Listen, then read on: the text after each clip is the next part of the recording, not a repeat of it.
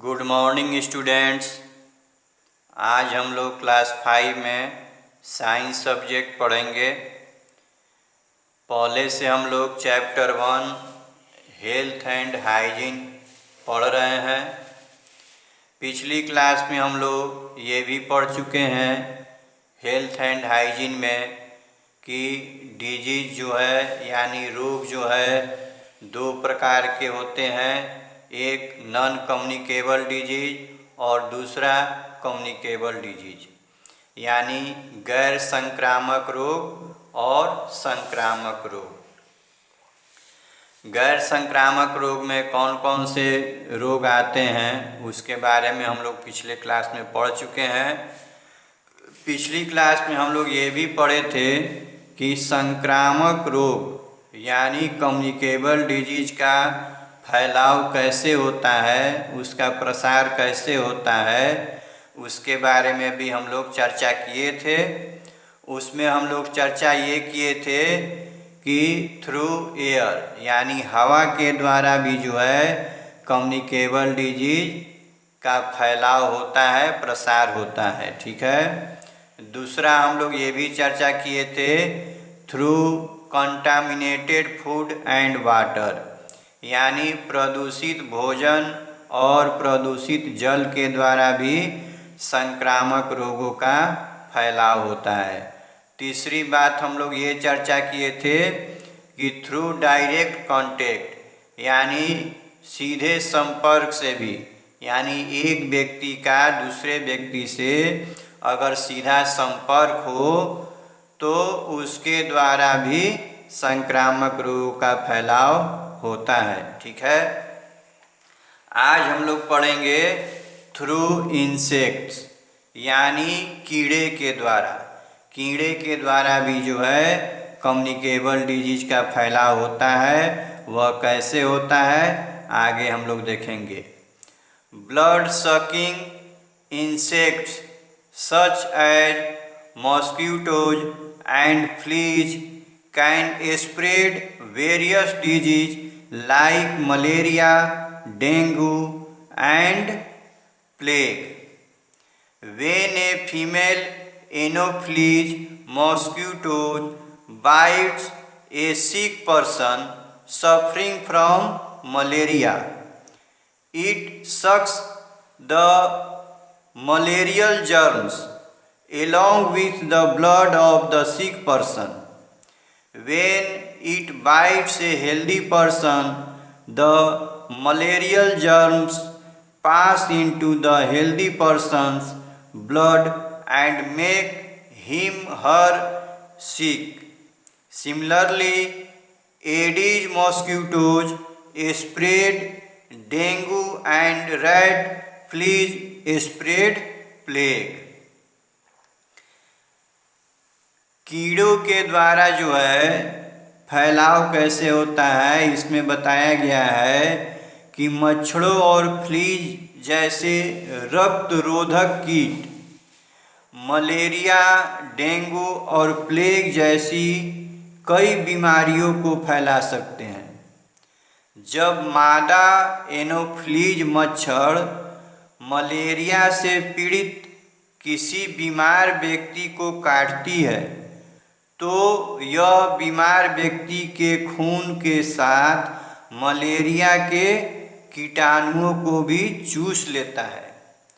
जब यह मच्छर जो है एक स्वस्थ व्यक्ति को काटता है तो मलेरिया के कीटाणु स्वस्थ व्यक्ति के रक्त में चले जाते हैं और उस व्यक्ति को क्या करते हैं, बीमार बना देते हैं। इसी तरह एडिज मच्छर डेंगू फैलाते हैं और चूहे, पिस्सू, प्लेग फैलाते हैं। ठीक है। आगे यहाँ बॉक्स में दिया हुआ है डू यू नो यानी क्या आप जानते हैं, क्या जानते हैं। Some people are very sensitive to dust और सम फूड, एनिमल्स और smell. When they get exposed to these, they start sneezing or have itching और rashes, this is called allergy.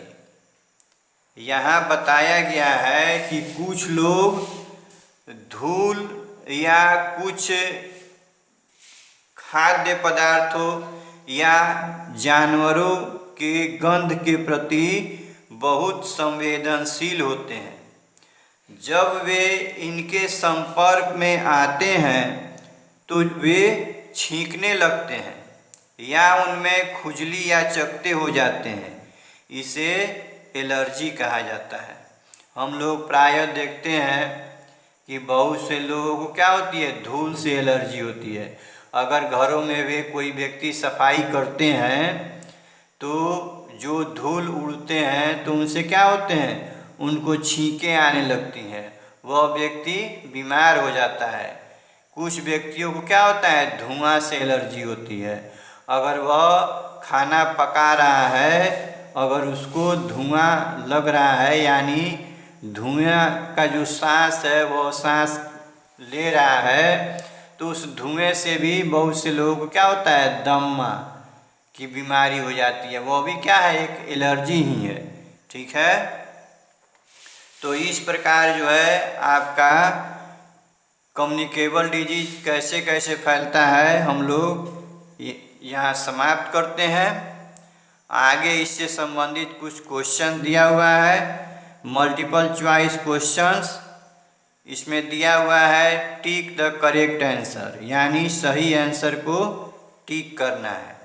Question number 1 में है what is caused by the deficiency of vitamin A, यानी vitamin A की कमी से जो है कौन बीमारी होती है उसके बारे में पूछ रहा है। तो यहाँ ऑप्शंस में दिया हुआ है नाइट ब्लाइंडनेस, दूसरा है बेरी बेरी, तीसरा है स्कर्वी। तो हम लोग जानते हैं कि विटामिन ए की कमी से नाइट ब्लाइंडनेस यानी रतौंधी की बीमारी होती है, यानी रतौंधी रोग होता है, जिसमें रात में लोगों को क्या होता है, दिखाई नहीं पड़ता है।